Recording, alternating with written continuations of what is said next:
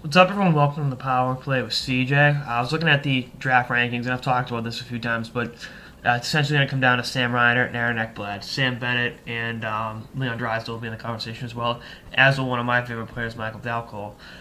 But if I had the number one pick and I was in organization, I would take Aaron Ekblad number one.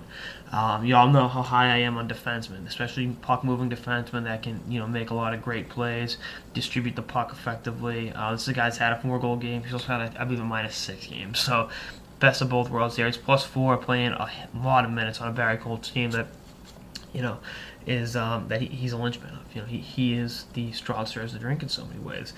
And I really want to get more into detail, not so much on Ekblad. I've done a prospect profile and check that out, but how important having a number one defenseman is to having a great team. Now, obviously, the last defenseman to go number one was Erik Johnson, and he hasn't been a bust. He's been not as good as people thought he would be. But again, if he wasn't the number one overall pick, people would say he's a really good defenseman. I think had he gone anywhere but number one in the draft, he would have been on the U.S. Olympic team. I think you're blinded when you look at him as being, he's just this, when the reality of it is he's not a bad defenseman. I believe he's the only number one defenseman, American defenseman on a playoff team, but I'll have to double check that.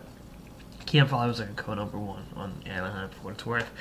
But you look at having a great defenseman, as a Daniel Chara, Chris Pronger, a Scott Niedermayer. He's looking at since the lockout. Even Sergei Gonchar, to a large degree, Lidstrom. The only team that's won the cup without a legitimate number one defenseman since the lockout, and for my money, is Carolina that first year. And they really kind of pieced it together randomly. That was a weird Stanley Cup winning team, but you look at Duncan Keith, Doughty. I think I've rattled off all of them for the most part, but having those guys makes a lot of difference because they cover up all your sins. If you make a misplay offensively, they can break up plays going back the other way, turn defense into offense. Make your goalie's life easier by cutting down shooting angles and making them let low percentage shots on goal, stuff like that. And again, if you can have a guy like that, and it goes with any sport, whether you look at the great Celtics teams of the '60s, they had Bill Russell, one of the greatest players in NBA history, one of the greatest winners in history of sports. All he wanted to do was rebound and play defense. That's it. He understood his role, and he's one of the greatest players of all time for that. Having him back there allowed the perimeter players to make gambles on the outside, knowing that that he was back there to help them out. Football, you have a great linebacker, Brian Urlacher, a Ray Lewis, guy like that. That can drop back in coverage, that can meet a running back at the line of scrimmage, that can blitz, that can do a number of different things.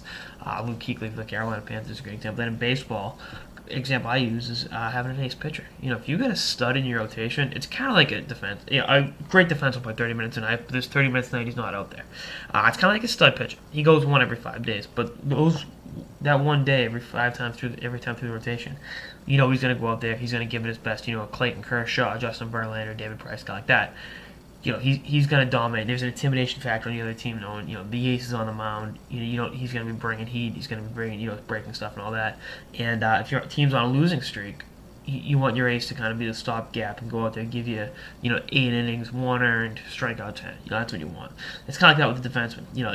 If you're making misplays, you want him to kind of calm it down. Kind of settle the puck, especially on the power play. Make smart plays and really turn the tide of the game around. In ways that no other player can. Now, obviously, having a great goalie is the key to winning the cup. But I think having a great defenseman is a great equalizer because it can make your forwards better by getting transition going. It can make your goalie better by cutting down on the shot angles, shots against. And I think if you can develop a true number one defenseman, your chances of being a legitimate winner just went up exponentially. And you see that all throughout hockey. Teams want that number one defenseman, and if you got a guy that's 21, 22 coming up through the ranks, you want to develop him nicely. And I think you look at Dougie Hamilton for the Boston Bruins, Brodin for the Minnesota Wild. They got their eyes on them because they could be the next thing for the organization. But again, I'd go Ekblad number one just because I really believe in building a team for the blue line, and kind of like the way the Bruins have with Daniel Chara, and obviously it makes everyone else around him better.